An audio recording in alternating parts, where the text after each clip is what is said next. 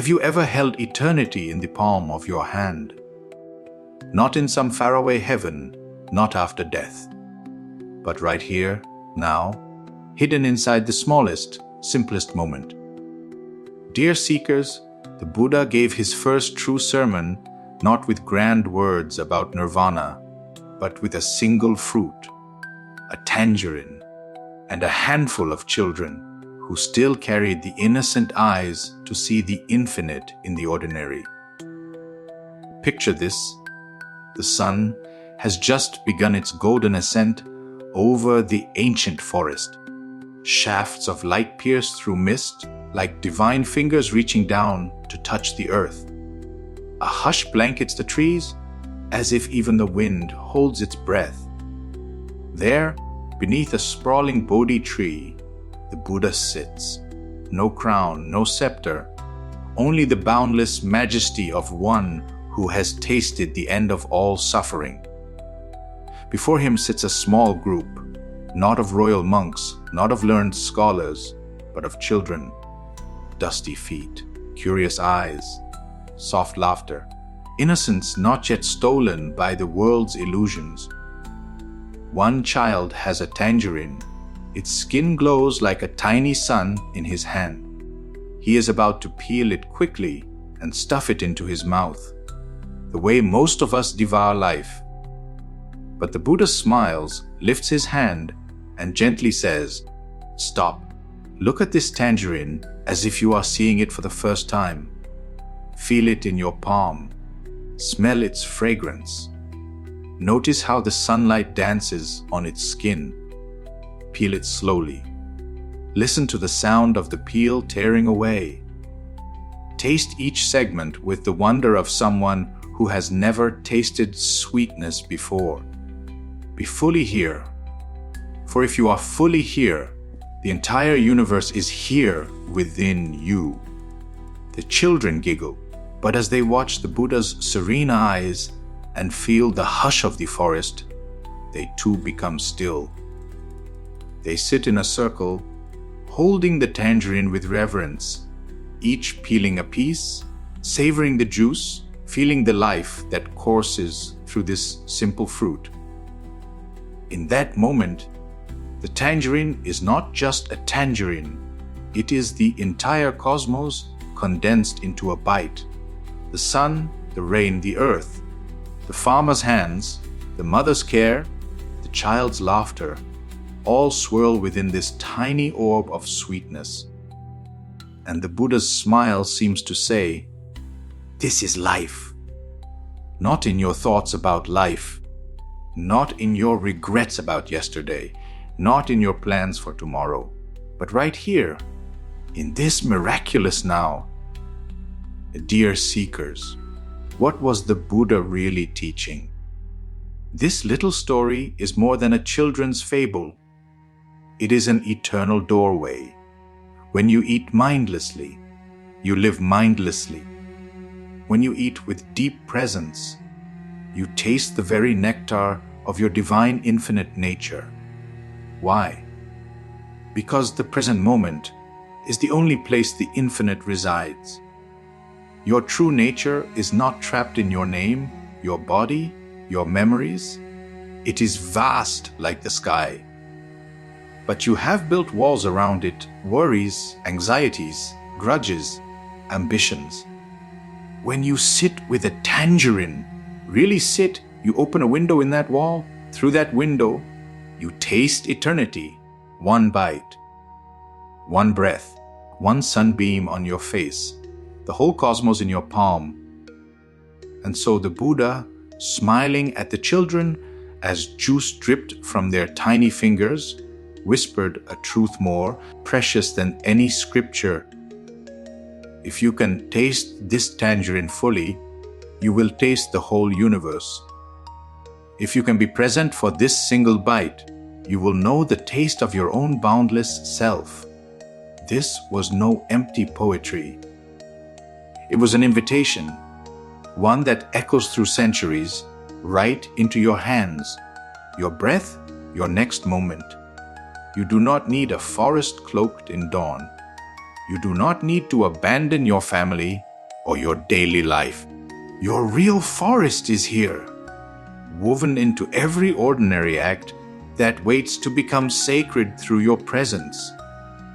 When you hold a cup of tea, hold it as if the entire cosmos has gathered in your palms.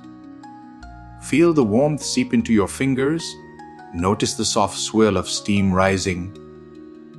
This is your incense. Sip slowly and feel the liquid flow down your throat, merging into your body, dissolving all illusions of separation. In that single sip, if you are truly here, you touch what the Buddha touched under the Bodhi tree, the taste of the infinite, shimmering quietly in the now.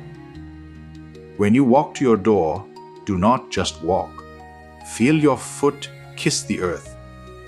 Each step is not a step through space. It is a step through eternity. The ground that cradles your feet is the same ground that cradled the Buddha, the same ground that will cradle your body when your breath is done. But you, the real you, are the sky in which this dance unfolds. One conscious step and the world becomes your temple. When you speak to another, your child, your friend, your lover, a stranger, listen so deeply that there is no you listening, only presence listening to presence. No rush to answer, no judgment waiting to pounce. Just this living silence, this sacred pause. And in that pause, you discover the one who listens is the same in all. There is only one, hearing itself through 1,000 mouths, 1,000 hearts. When you sit alone, watch your breath, as if it were the Buddha's own breath. Do not force it, do not twist it. Just feel it arrive and depart, like gentle waves lapping the shore of your being. In this soft watching, you see, you are not the breath, nor the body that breathes. You are the infinite awareness in which the breath arises and dissolves, boundless, untouched, ever present. Just as the sky holds every cloud yet remains untainted, so you hold every thought, every feeling, every fear, yet you remain the clear vastness behind them all. And when you wake up tomorrow, do not look for miracles in distant monasteries. Your entire day is a string of hidden tangerines, doorways to the divine, the hush before dawn, the aroma of your morning bread, the glisten of rain on your window pane, the traffic jam that tests your patience, the stranger's eyes that meet yours for half a second and remind you, I am you and you are me. The laughter of your child as they run barefoot in the grass, the same grass that held the Buddha's footsteps. This is how you remember, moment by moment, the infinite nature that you are. No scriptures needed, no rituals required. The taste of your tea, the sound of the rain, the warmth of your lover's hand, these are your living sutras. So peel your next tangerine slowly. Taste each segment as if the whole cosmos ripened just for you. Breathe in, breathe out, walk gently, speak kindly, listen completely, and in the sacred hush that lives between each moment, discover again and again you have never been separate. You are the tangerine, the sunlight, the smile, the breath.